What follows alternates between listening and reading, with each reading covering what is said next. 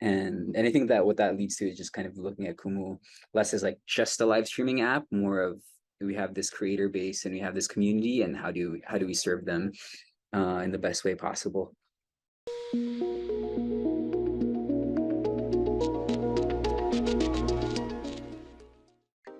So that was the first thing that hit us, was Q1 2022. There was this pretty major reopening of Metro Manila. I remember December 2021, there was still like no one was really going to movie theaters, like no one was really going to events, or it felt like it felt weird, right, to be outside. And then suddenly, like January, February, March, like everyone was outside. And so that was a big shift for us, and that just meant that people had less time to spend on live streaming apps, less time online.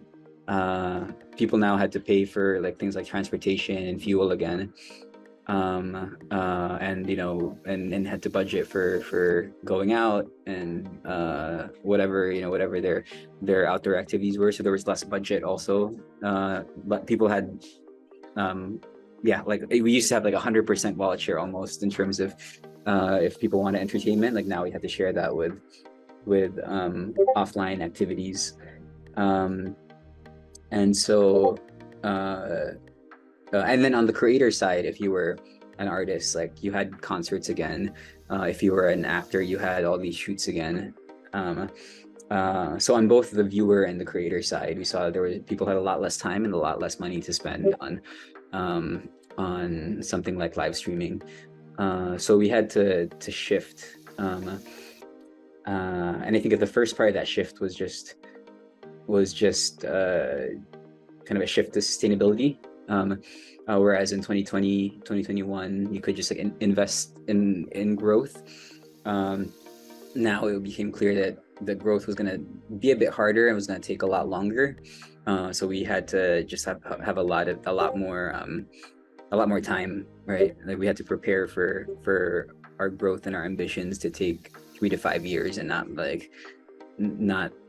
12 to 18 months. So that meant just kind of cost optimizations and pathway to profitability being the focus for the company. And then the other piece was like, in a new online world, how do you just retain, a newly offline world, how do you maintain Kumu's relevance in that? And this is kind of what we're starting to invest in now, is like the offline events to engage our community, that also act as a platform to elevate our streamers, and raise the awareness of Kumu. Things like just investing in other parts of the entertainment ecosystem.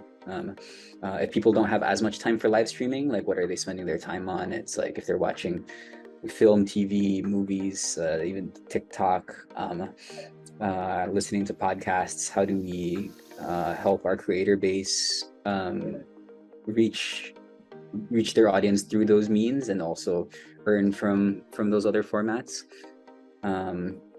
And I think that what that leads to is just kind of looking at Kumu less as like just a live streaming app, more of we have this creator base and we have this community, and how do we serve them in the best way possible.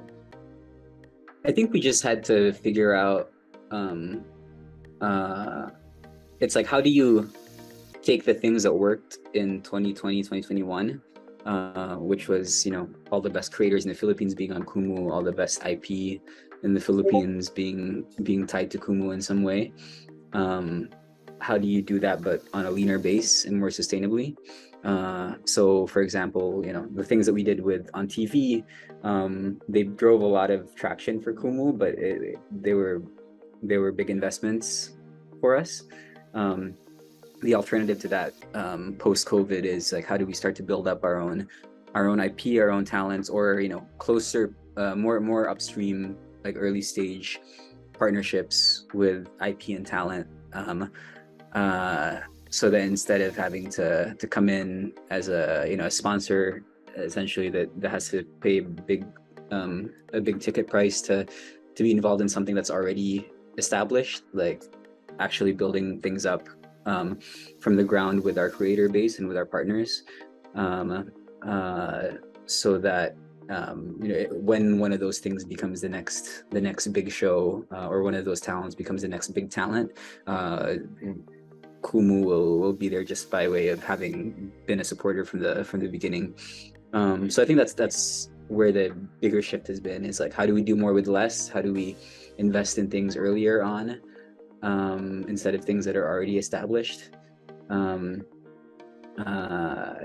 and also, I mean, tech wise is like, yeah, like more with less again, is like we've had to pare down a lot of our just things that we paid for but didn't really need yet, right? In terms of infrastructure, um, uh, we had to kind of scale back and make cost optimizations there. And yeah, I think it's really like honing in onto like what's necessary for us, and how do you do it in a way that's most efficient but still brings value to our creators.